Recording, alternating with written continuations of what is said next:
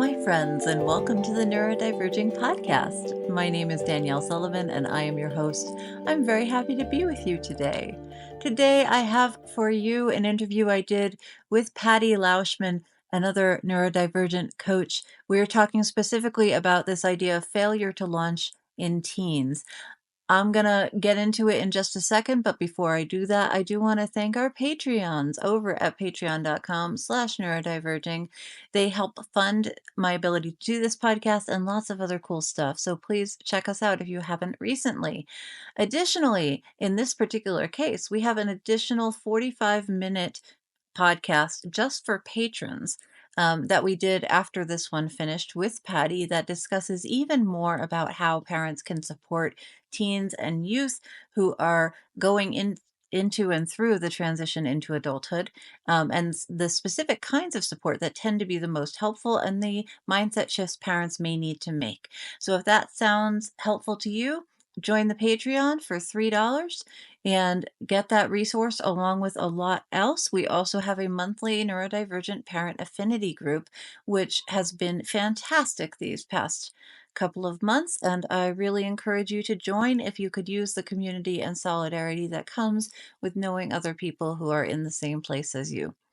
A final note before we start, we will be going on hiatus briefly after this podcast to upgrade some tech and fix some behind the scenes issues. We will be back in just a couple of months, so stay tuned and thank you so much for your support. Without further ado, here's my interview with Patty. Okay, so welcome to the Neurodiverging podcast.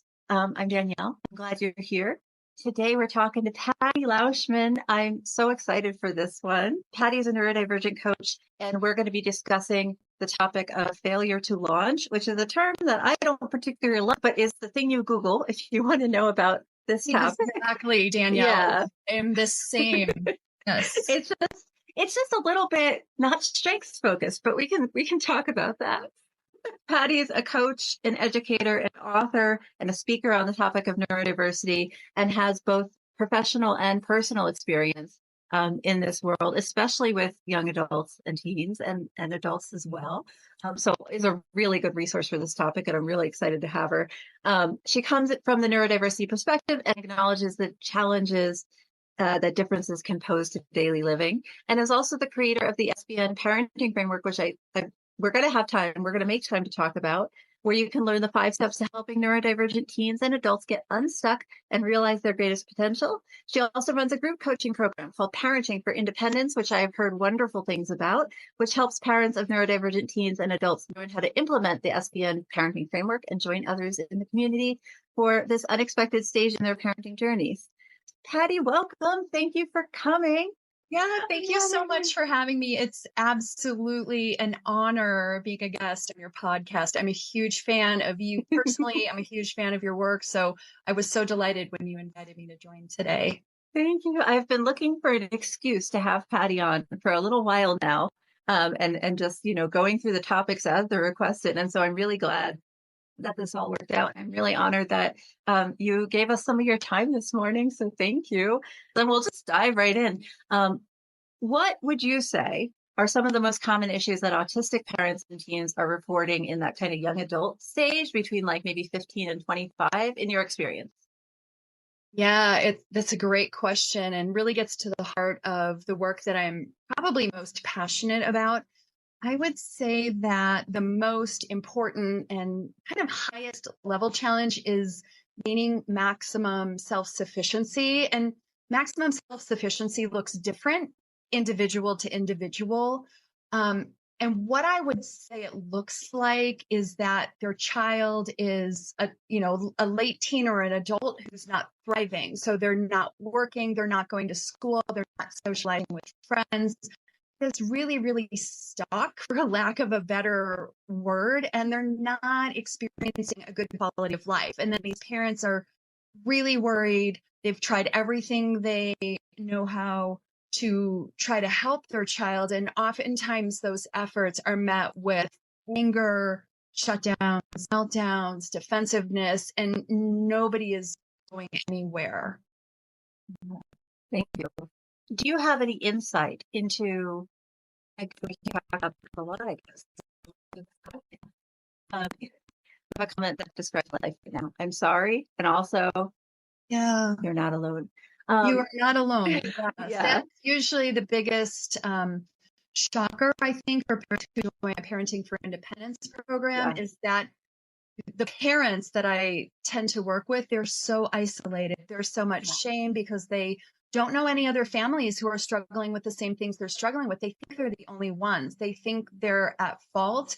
And then they join this group and they're like, oh my gosh, everybody else is struggling with all the same things. Yeah. We run a monthly parent affinity group in the Patreon, is what I was trying to say. And I feel exactly what you just said, Patty, that a lot of folks feel very isolated in their experience. And then they come to find that actually this is kind of common enough that we both have coaching practices that work Right, primarily with this issue in a lot of clients, right? So it is right. really common.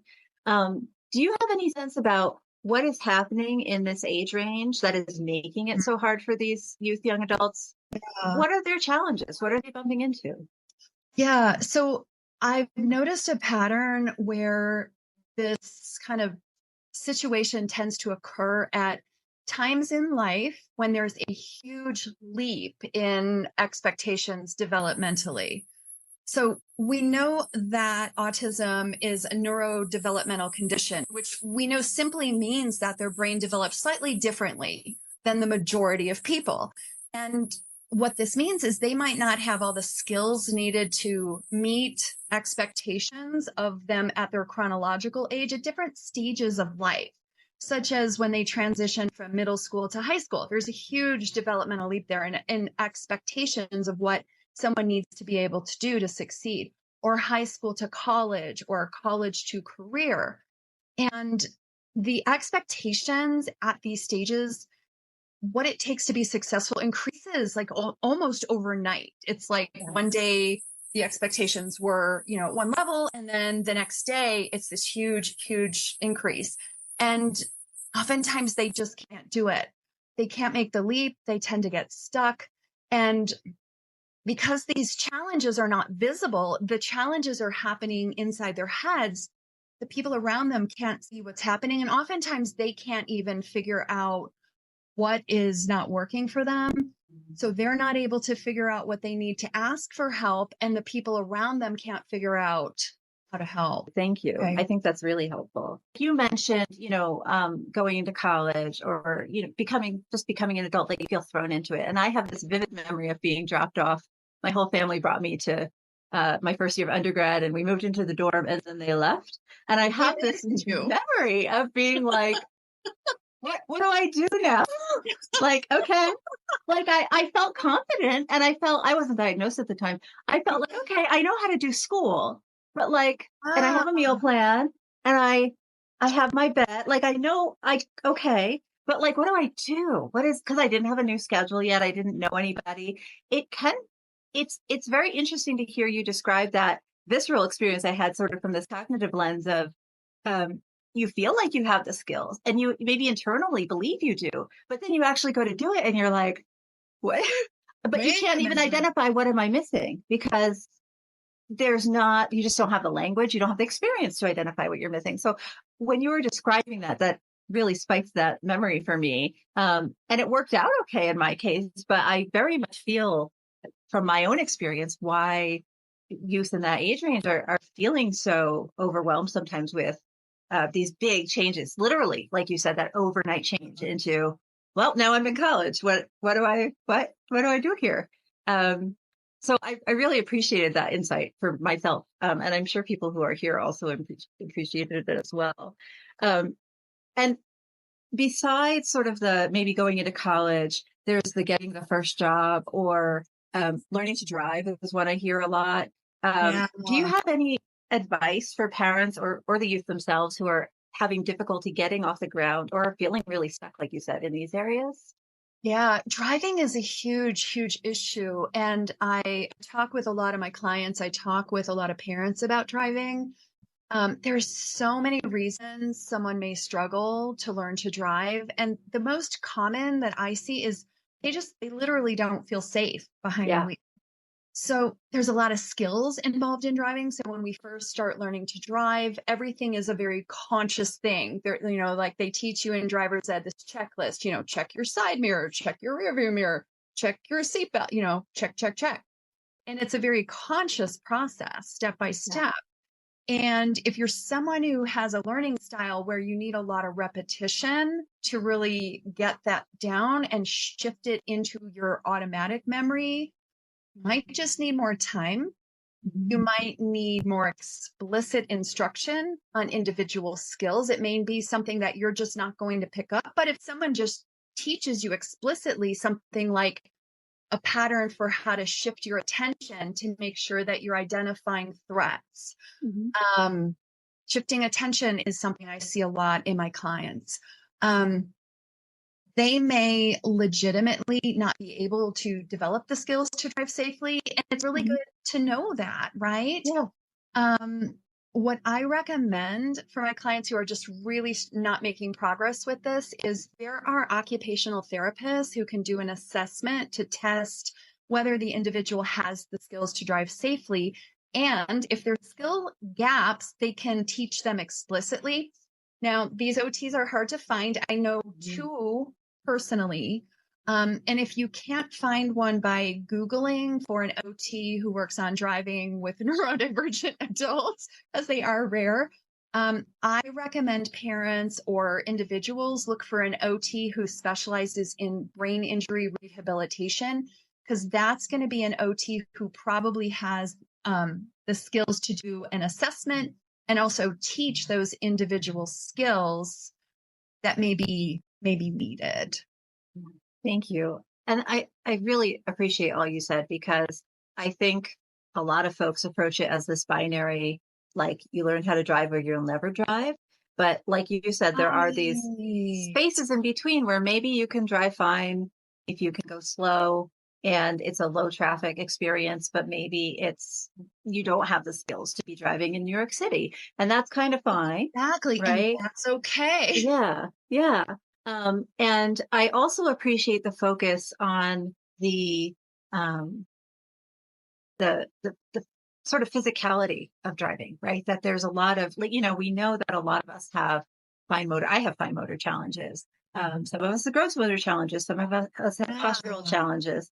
And all of those things can come into play when we're working with a kind of physical, moving moving the wheel, reacting to stimuli very quickly. absolutely. Um, and that's a Yeah. lot. Yeah. And an occupational therapist who has the right skill set is going to be able to help with that, maybe with some Mhm. adaptive equipment or whatever it takes, but they can identify where the gaps are and how best to fill those gaps. Yeah. I love OTs. I think everybody needs an OT. I know. I feel like it's the minute you get your autism diagnosis or even your ADHD diagnosis or any, Call they an should just OT. assign you. They should just assign you an OT. It should just be automatic. But I Agreed. wish, Agreed. I Agreed. wish. Thank you so much for that. And how about making friends and building community? Because that's also a gap that I see in Yeah. a lot of youth, young adults, and even adults. Like I still struggle with it. Um, the current circumstances post pandemic certainly don't help anyone. Um, how Right. about for kids and youth who are already struggling and then are kind of thrown, like we said, into college or work experience or something, and um, are having trouble making those connections? Yeah, absolutely. I have a lot to say on this topic, so Please. just buckle your seatbelt. Um, so yeah, this is another very common challenge I see that has a massive impact on quality of life. Quality of life is always my focus with my clients. How do you define quality of life? And then how do we bridge the gap from where you are to this life that you're trying to create for yourself? And what's really important, I think, for parents to understand is that the need for socialization in neurodivergent individuals falls along the same bell curve as more neurotypical people. So some people need a lot of social interaction to be happy. Some need very, very, very little. And most people fall somewhere in the middle. So when a parent comes to me and says, "Oh, my son is 19, he has no friends, he never leaves his room," the first thing I will do is kind of dig into that a little more. And the first thing I'll ask is whether making friends is something they really want, and then not discounting any online friends they may have, right? So, here's an example that came up for me in coaching yesterday. I was working with a young man who has spent a year out of state at college, did not go well, dropped out, came home, is regrouping, working with me, and now is planning to go back and is, I think, much better prepared this time. So one of the things we talked about yesterday is, do we need to put a plan in place for making sure that you make those social connections out of the gate? Because as that semester goes on, it just gets a little bit harder as people start kind of pairing up and finding their friend groups. Do we need to put a plan in place for making sure that you're making those connections out of the gate? And he flat out said no. And I was like, okay, now I need to dive a little deeper. Is this really no? Or and so we talked about it, and in the end he said for me he said to me, you know I don't really have a problem making friends, but I don't really like people that much. And so if I make friends, that's great. And if I don't make friends, it's not a problem for me. And I am absolutely convinced that this is one of those individuals that has just a much lower need for that social connection. He is happy with his life. He is almost pro level playing online video games. And I think he gets a lot of gratification and social connection through that. And that's totally legitimate. So where it's really a problem is when someone has less social interaction than they want for their life, right? So this could be an hour-long episode all by itself, because I do have so much to say on this topic, but I can just kind of talk about the next steps that someone might take here. So if someone is recently identified as neurodivergent, they might find value in meeting others who are like them. I think this can be very normalizing and feel supportive, right? Yes, And the absolutely. easiest way to do this is online, because there are online communities about, virtually every topic you can possibly imagine. The risk, though, and this is what I always caution them and parents, is there's a lot of toxic spaces online, and this can end up backfiring. So I have a support group for neurodivergent adults on Facebook, and I spend a lot of time making sure it's very, very, very, very safe, because it's easy, right, for things Yes. online to go off the rails, because people will say things that they wouldn't necessarily say in person. Another really good option is local meetup groups around autism, ADHD, neurodivergence, whatever topic related to neurodivergence. Oftentimes you can find a local group that's meeting in person. And I think those can be really good as well. But like the online, I do have a caution for these as well, just to kind of manage expectations. So what I think is really important to start with is an understanding that all friendships are based on common interests. And that maybe sounds cliche, but it's really, really true. Yeah. So that's how friendships get started. You have something in common with someone, you talk about that common interest, you might see what else you have in common. And then generally, the way that friendship grows is you do activities together around that interest. So it could be as simple as meeting for coffee or on Zoom or an online community to discuss that interest, or it could involve leaving the house and doing activities involving that interest. And this is where friendships are born. So finding someone who's interested in the same thing and then doing things around that interest. So it's really hard, as you can imagine, to build friendship around being neurodivergent. So while these groups absolutely have a place, they're probably not where you're going to make friends. I think there's other purpose for it. So when I'm working with clients on this, what we typically do is, and there's a whole bunch of nuance and social anxiety we have to deal with oftentimes, but generally the process is, and this is what parents can encourage their teens and young adults to do, is figure out what they enjoy doing, and then I look with my clients together for opportunities online or in the local community to do those things. And what I tell my clients is, look, worst case scenario, okay, you're going to feel some anxiety. That's totally normal. Mhm.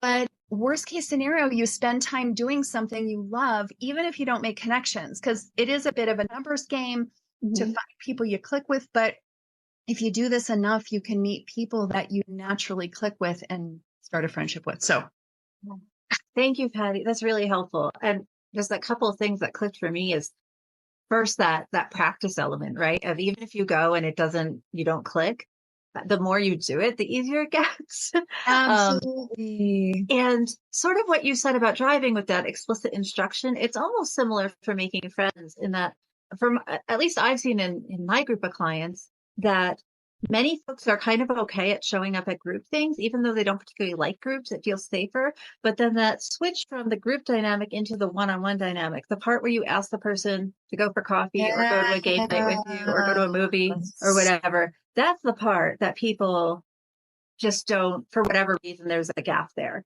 And I think that piece Right. you were talking about finding the interest, that explicitly following that you have to make, it's Right. almost we have to teach the skill of how do you move Exactly. from this group to this individual dynamic. And Um, that's always the next yeah, step in coaching where yeah, we're practicing. I'm like, do you know how to do this? Do you know how to do mm, this? And then we'll role play it. And it, yeah, it might start as simple as I will very often encourage my clients to start with interacting with a cashier, either at a yeah, coffee shop or the grocery store or wherever they are, because it's a very low stakes situation and it's very time limited. No matter how awkward it gets, it's going to be over soon. yep, yep. Yep. And I love those conversations, as myself, an autistic person, the ones where I sort of know what the other person is going to do are much less Right. anxiety filled Yes. for me. So that the person is going to say, did you find everything you need? Can I help you find anything Uh, else? That'll be whatever. And I know, since I know, I can kind of plan, well, I can compliment their shirt, or I can say nice day today, or I can say, how um, about that game or whatever it is, and sort of, and then I can leave. exactly. So I think I really appreciate that, this sort of tactical approach for how do we handle this situation. So yeah, thank you. Okay, beautiful. Do you have any That's advice for teens and young adults who are maybe listening to this with their parents or their guardian or by themselves, who are going through all this right now? What would you tell them to help yeah. them maybe get a little unstuck? Yeah. Yeah. So I would recommend really picking priorities. Mhm. So a lot of times when parents come to me, they're like, well, we're having trouble with this and this and this and this and this. And the adult will tell me, yeah, nothing is working in my life. Okay. All right. Got a problem. But we need a place to start.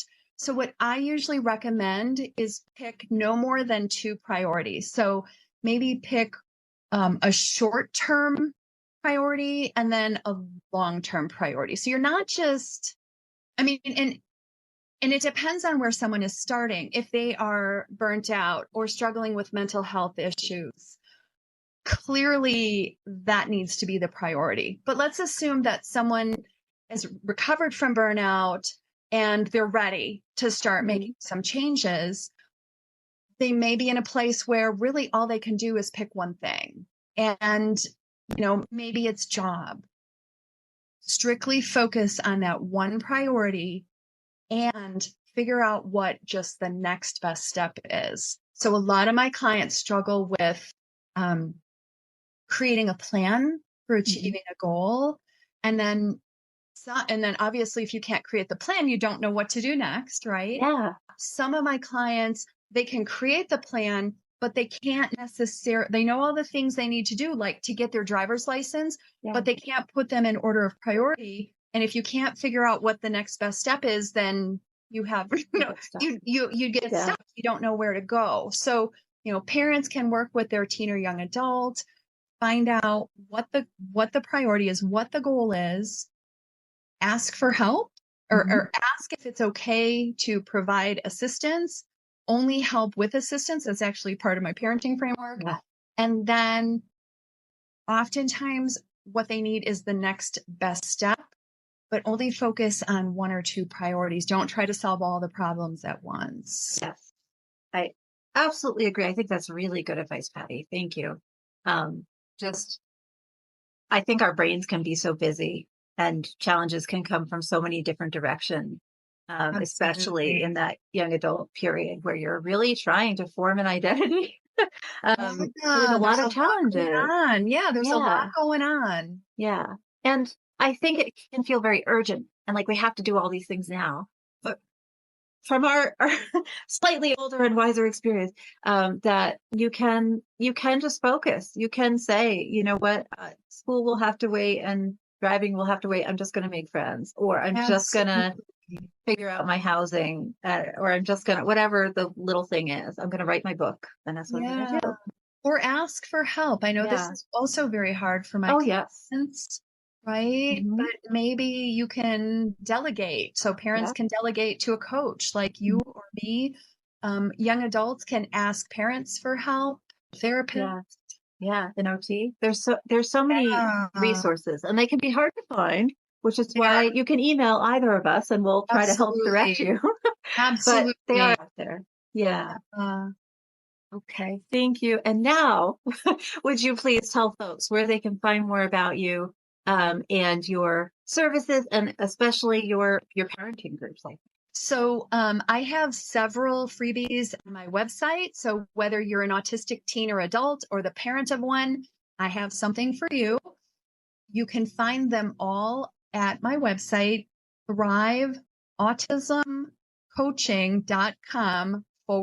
thriveautismcoaching.com/freebies. So they're all listed there. It's all free. You can fill out the form, get your free downloads. My parenting program is called Parenting for Independence. You can also find that on my website, Thrive Autism Coaching. And right now, I have a wait list up on the website. If you sign up for that wait list, you get early access to registration. You get early access to registration for the webinar that is free, that gives you a free taste of the program. You get to register before it's open to the general public. There's some benefits to being on the wait list. thanks so much. Are you good for Q&A? Yeah, Do you need a absolutely. All right, No, folks, let's I'm move into ready. Q&A. Thank you so much for joining me today on Neurodiverging. If you enjoyed this episode, please hit like, subscribe, or leave a review wherever you are. It really helps us out. A reminder that for $3 a month, you can join us on Patreon at patreon.com/neurodiverging to access bonus materials like the additional content for this episode, as well as ad-free podcast stream and more. If you're interested, I highly encourage you to go check us out. And a reminder, we will be on hiatus for just a couple of months, but we will still be producing lots of cool stuff in the Patreon behind those doors. So please come and join us if you're interested. Thank you so much for being here with me today. And please remember, we're all in this together.